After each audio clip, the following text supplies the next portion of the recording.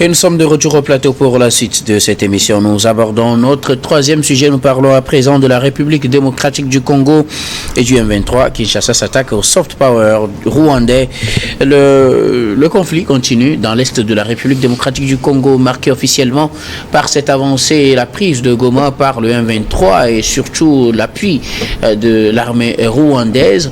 En représailles, Kinshasa fait la guerre d'une autre manière en s'attaquant au soft power du Rwanda. On sait que depuis un moment, le Rwanda a un contrat avec des clubs européens, des clubs de football qui font sa promotion au plan touristique avec ce slogan Visite Rwanda. Et la ministre des Affaires étrangères de la République démocratique du Congo a adressé un courrier à certains clubs pour leur demander de suspendre cette promotion qu'ils font pour le Rwanda. Dans cette lettre, elle fait savoir que le Rwanda mène une guerre meurtrière dans l'est du Congo, contraignant plus de 500 000 personnes à fuir leur domicile cette année. Il est inacceptable qu'un régime impliqué dans de telles atrocités bénéficie d'une image positive à travers des partenariats sportifs.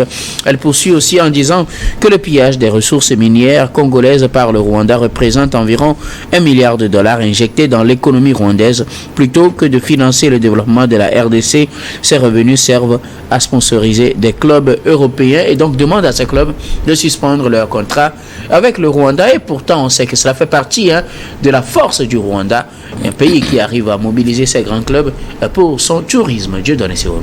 Non, mais écoutez, vous l'avez dit, depuis plusieurs mois déjà, ce slogan Visite au Rwanda est visible sur les maillots des clubs européens, une manière de porter haut encore l'image du Rwanda qui aujourd'hui est impliqué dans une guerre meurtrière en République démocratique du Congo, en empruntant les mots de la ministre de l'Intérieur congolaise, Madame Wagner, mais plus loin... Des Affaires étrangères. Oui, la ministre des Affaires étrangères, excusez-moi. Plus loin, vous savez, il y a un rapport d'ailleurs des Nations Unies qui a démontré que près de 150 tonnes de coltan ont été donc frauduleusement exportées vers le Rwanda depuis la RDC. Et donc, si le rapport là statue sur de tels trafics entre le Rwanda et la RDC, et ce Rwanda aujourd'hui qui se positionne en gourou, j'allais dire, ou alors en semeur de troubles dans l'est de la République démocratique du Congo, et qu'on continue toujours par vanter le nom de ce pays, en soi, ça dérange en République démocratique du Congo, d'où cette sortie du gouvernement congolais d'arrêter avec ses grands partenaires, d'arrêter avec ses partenariats qui ne font que chanter l'image d'un pays qu'on trouve aujourd'hui mêlé dans le sang. La ministre rwandaise et congolaise plutôt disait quoi? Il faut arrêter de faire la promotion d'un pays entaché de sang. Faites-le, si vous ne pourrez pas le faire par votre conscience, faites-le au moins pour des victimes de cette agression rwandaise. Et vous le savez, ces derniers temps, les morts en République démocratique du Congo sont comptés par milliers. 3000 selon certains rapports et 700 par d'autres, mais ce qui est évident, c'est que les gens, ou alors il y a eu des décès par milliers en République démocratique du Congo, surtout dans le nord. Et qui est derrière toutes ces agressions, ou alors ce qu'on peut qualifier aujourd'hui comme guerre? C'est bien le Rwanda qui ne se cache plus, ou alors qui ne voile plus le visage en le faisant. Et nous sommes en train de comprendre clairement que le Rwanda est dans une guerre expansionniste. Le Rwanda est en train de chercher de l'espace, ou alors d'occuper l'est de la République démocratique du Congo, et là ça remonte à l'histoire selon laquelle il faut repartitionner ce pays qu'on traite souvent de pays continent. Et aujourd'hui, vu le comportement même de la communauté internationale à l'égard de tout ce qui se passe dans l'est de ce pays-là, on a comme impression que c'est des trucs organisés et qu'on veut arriver à une fin solide, histoire de retirer une portion de terre de la République démocratique du Congo, et on essaie d'encourager l'acte commis par le Rwanda sans sanctionner effectivement, ou alors pour décourager la RDC. Sinon, comment comprendre que tous les rapports importants, aussi des rapports des Nations Unies, statuent sur comment appelle-t-on l'erreur ou alors l'implication du Rwanda dans cette agression. On parle d'une agression cette fois-ci, de manière très directe. Cette agression de la République démocratique du Congo, mais qu'on n'arrive pas à prendre des mesures nécessaires pour faire arrêter le Rwanda dans son élan. Alors là, il y a un problème. Cela voudrait dire, qu'on le veuille ou non, on sera là à assister à une scission du territoire congolais, malheureusement. Alors, ce qu'il y a lieu de faire, selon le pouvoir rwandais aujourd'hui, c'est d'alerter. Ça, c'est des cris de détresse. Mais je me pose la question, ça changera quoi? C'est la grande interrogation. C'est la question que je me pose également. Ça changera quoi? Arrêter ces contrats. Écoutez, la question politique est une question en soi. Mais sur un autre terrain, le sport et autres partenariats doivent évoluer, qu'on le dise ou non. Donc, c'est vrai, c'est le désarroi que la ministre est en train d'exprimer à travers cet appel. Mais jusqu'où cet appel aura d'effet sur ce qui se passe aujourd'hui dans l'Est de la République démocratique du Congo. La question est ailleurs, la solution également est ailleurs. Je ne pense pas que cet appel à rompre ou alors à arrêter ce partenariat avec le Rwanda est la solution de l'agression ou alors de l'expansion que le Rwanda veut entretenir ou alors orchestrer. Je ne pense pas que ce soit là la solution, mais plutôt il faut chercher par d'autres voies, par d'autres moyens à arrêter ce qui se passe là. Mais je crois que la RDC seule ne peut pas faire face à cette crise et finir avec. Il faut véritablement, si une communauté internationale existe encore, prendre des mesures sérieuses et concrètes pour finir avec le comportement du Rwanda sur le terrain. Merci beaucoup. À vous de donner Sewanou. Gabin Djaro, la République démocratique du Congo s'attaque au soft power du Rwanda pour pouvoir essayer aussi de lui faire mal dans cette guerre qu'il lui mène à travers le M23. Le M23 qui a occupé plusieurs localités dans le nord Kivu, essentiellement la capitale Goma, avec son lot de morts et de déplacés, également de blessés. Oui, la guerre est à tous les niveaux et il faut essayer de déstabiliser l'ennemi aussi à tous les niveaux. Aujourd'hui, si le Rwanda se comporte de la sorte, c'est parce que véritablement il y a des forces qui sont en train de le soutenir. Et aujourd'hui, on le constate de partout. Ces clubs-là, ce ne sont pas de n'importe qui. Quand on parle d'Arsenal, du Bayern Munich et autres, là, ce sont de grands clubs. Et à chaque moment, lors des matchs, vous voyez les insignes selon lesquels visite au Rwanda défiler sur les panneaux publicitaires, même s'inscrire sur les maillots, ainsi de suite. Et le Rwanda est en train de faire sa promotion, sauf que on connaît aujourd'hui le vrai visage du Rwanda. Et sincèrement, moi, ça me peine que c'est ce pays-là qui a eu à subir des dommages, des pertes en vies humaines. Et tous les Africains, pratiquement, se sont lamentés pour ce pays-là. Et aujourd'hui, c'est ce pays qui se mue en bourreau vis-à-vis d'un autre pays africain. Moi, ça m'attriste, ça me peine. Et même si il y a des consortiums internationaux, des puissances internationales qui poussent, qui manipulent les gens, à un moment donné, nous-mêmes devons prendre conscience, nous devons questionner notre humanité. Et le Rwanda n'arrive pas à questionner son sens d'humanité dans cette affaire-là. La RDC, je l'ai toujours dit, la première solution viendra de la RDC, puisque aujourd'hui le monde est gouverné par des intérêts. Même si tu cries, même si tu te lamentes, il n'y a personne qui te regarde. Les gens ne regardent que leurs intérêts. Et la RDC est en train de crier, certes, mais bizarrement, les gens ne vont pas les écouter, ils vont juste voir leurs intérêts, ce qui les intéresse. Et puis bon voilà, quoi, que chacun se couvre du drap et puis se protège. Aujourd'hui, la RDC doit arriver à trouver la solution en son sein en allant en rang serré. Les Congolais eux-mêmes se sont véritablement divisés. Chacun cherche son intérêt, chacun cherche à exploiter une partie du territoire, chacun cherche à pouvoir renverser peut-être Félix Tshisekedi pour venir prendre le pouvoir. D'autres sont dans des alliances fleuve au Congo, certains dans le M23, d'autres dans encore d'autres rébellions. Et aujourd'hui, la RDC se trouve aujourd'hui dans une situation très très très compliquée.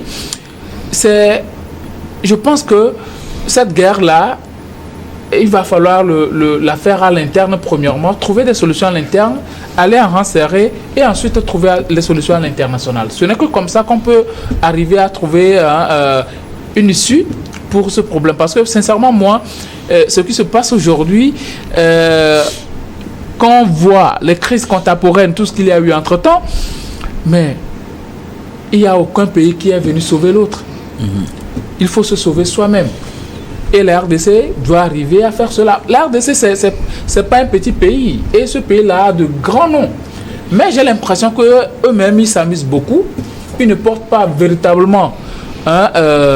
ils ne font pas tellement de tollé autour de cette guerre-là.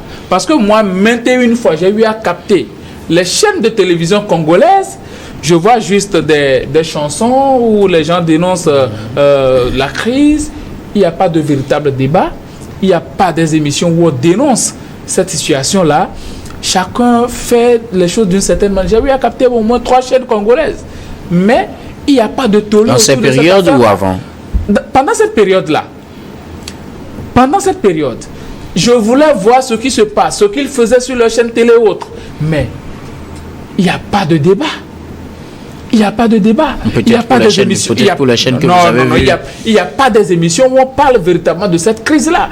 Toutes les chaînes que j'ai eu à capter, et en plein temps, ce sont que des musiques, ce sont que des chansons où on danse un dombolo, on fait de la rumba, où on dénonce les crimes qui ont été commis. Là, on peut parler des artistes qui sont en train de jouer de leur partition sur les chaînes congolaises. Mais aussi, ces artistes-là, qui ont de grandes renommées, quand je prends les Dadju, les Maître Gims, les Fally Ipupa et autres, il ne suffit pas de faire juste un post sur Facebook. Ça ne veut rien dire. Il faut véritablement donner sa voix à la résorption de cette crise-là, mais ils ne le font pas. Et les Congolais eux-mêmes, ils ne portent pas véritablement l'affaire. Moi, à un moment donné, je pense que la ministre, certes, ce qu'elle a dit, c'est tout à fait normal. Elle en appelle à la conscience de la communauté internationale, de ces grands clubs-là, même de toutes ces structures qui sont sponsorisées par le Rwanda. Mais, qu'est-ce qui est fait à l'interne? Depuis le début de cette crise, les Moïse Katumbi, les Martin Fayulu, les Mukwege qui ont eu à participer à des élections, eux tous, tout ce qu'ils font là, c'est juste d'accuser le pouvoir central. Ils n'apportent pas de solution. Alors que eux aussi, ce sont quand même des têtes qui peuvent apporter des solutions, s'asseoir autour d'une table, apporter des propositions pour qu'on arrive à résorber cette crise, mais bizarrement, ils ne le font pas. Merci beaucoup à vous, Gabin. Samir Rossama, la République démocratique du Congo s'attaque au soft power du Rwanda dans cette guerre. Absolument. Lorsqu'on parcourt un peu la correspondance adressée par la ministre des Affaires étrangères donc de la République démocratique du Congo, on se rend compte que ce courrier-là s'en prend à un levier clé donc du soft power rwandais. Donc le sport est un élément très important dans la politique de développement donc du Rwanda. Vous savez que beaucoup de clubs ont développé des initiatives au niveau du Rwanda. Vous avez le Paris Saint-Germain qui dispose donc d'une académie donc au niveau donc du Rwanda. Et que au niveau donc du Rwanda, vous avez également le Basketball Africa League qui est donc le seul tournoi africain de la NBA.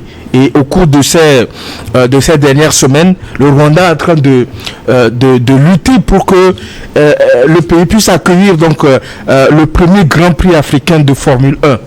Donc depuis 1993. Donc c'est pour vous dire qu'en réalité le sport au niveau donc du Rwanda est un maillon très important dans la politique de développement donc du pays. Et donc s'en prendre donc à ce levier là, véritablement je pense que bon ça reste mon avis, ça n'aura aucun impact. Parce qu'en réalité, la marque Visite Rwanda, vous savez, vous pensez que les clubs comme Arsenal, comme le Bayern Munich ou comme le Paris Saint-Germain font de cadeaux au Rwanda? C'est des ressources. C'est des ressources qui sont versées par le Rwanda à ces clubs-là pour vendre l'image, donc pour vendre la destination Rwanda, donc à travers le monde véritablement. Donc c'est l'argent qui est en jeu. Ce n'est pas une histoire de cœur. Les clubs doivent avoir de l'argent. Face à des vies qui s'en vont, on imagine souvent les manifestations et les répercussions que cela a sur l'image des clubs. Monsieur Guillaume, on pourra les appeler aussi à vous pensez que ces clubs-là ne voient pas ce qui se passe? Vous pensez qu'en réalité, ces clubs-là qui ont été cités, vous pensez que ces clubs-là ne voient pas ce qui se passe? Mais ces clubs-là voient, parce que ces clubs-là existent dans des pays comme la Grande-Bretagne, comme l'Allemagne, comme la France, qui sont à quelque part cités comme des pays qui bénéficient donc de cette crise, véritablement. Et comment voulez-vous que ces personnes-là se sentent touchées dans le cœur par cette histoire-là qui se passe? En réalité, la question sécuritaire au niveau de l'Est du Congo relève de la responsabilité unique des dirigeants congolais. Parce qu'on ne peut pas permettre qu'un responsable politique comme monsieur Tshisekedi, le président de la République, qui a tenu des propos public véritablement, qui disait qu'en réalité, à la moindre escamouche, qu'il va réunir les deux chambres du Congrès et qu'il va déclarer, il va demander l'autorisation du Congrès pour déclarer la guerre au Rwanda. Depuis lors, monsieur le président, qu'est-ce que vous avez fait? Parce que le Rwanda a envahi le territoire, le Rwanda a violé l'intégrité territoriale de la RD Congo en déployant plus de 11 000 militaires rwandais à l'est donc de la ville du Congo. Et comment on peut qualifier cela? La constitution a été violée. Donc un chef suprême des armées, un premier magistrat de la République démocratique du Congo, qu'est-ce que vous devez faire en termes de responsabilité? Vous devez prendre toutes vos responsabilités en déclarant la guerre au Rwanda pour que la paix règne dans cette partie de la RDC. Mais je vais surprendre un peu peut-être Gabin. En réalité, lorsque vous dirigez un pays, la responsabilité vous revient en termes de stabilité, en termes de paix, en termes de développement d'un certain nombre d'activités. Moi, je n'accuse même pas les opposants, les Moïse Katumbi, les Fayoulou et tout cela. Ils ne sont pas aux affaires. Qu'est-ce qu'il peut faire à part attirer l'attention du gouvernement par rapport à cette... Est-ce que le président de la République a montré une certaine ouverture en appelant ces opposants-là, en appelant donc ces challengers politiques à une concertation nationale pour trouver des solutions nationales véritablement? Il l'a pas fait. Donc ce qui se passe aujourd'hui au niveau de l'Est du Rwanda, je pense que tous ces pays-là, les pays occidentaux profitent donc à ce que la paix ne puisse pas revenir au niveau de l'Est du Congo. Il y a déjà 3000 morts déjà au niveau donc de ce pays-là. Et le Rwanda, je pense que la seule solution qu'on puisse apporter et qui soit efficace, c'est une réponse militaire. Et c'est à la République démocratique du Congo de développer un lobbying très très fort. Aller à l'étranger, mobiliser les diplomates et tout cela, et puis répondre de façon militaire à l'agression. On peut le qualifier ici, c'est une agression donc du Rwanda sur le sol donc de la République démocratique du Congo. Merci beaucoup à vous tous pour vos contributions. Nous allons marquer une nouvelle pause. On reviendra tout à l'heure pour la dernière partie de cette émission. Dernière partie que nous allons bien évidemment consacrer au Togo.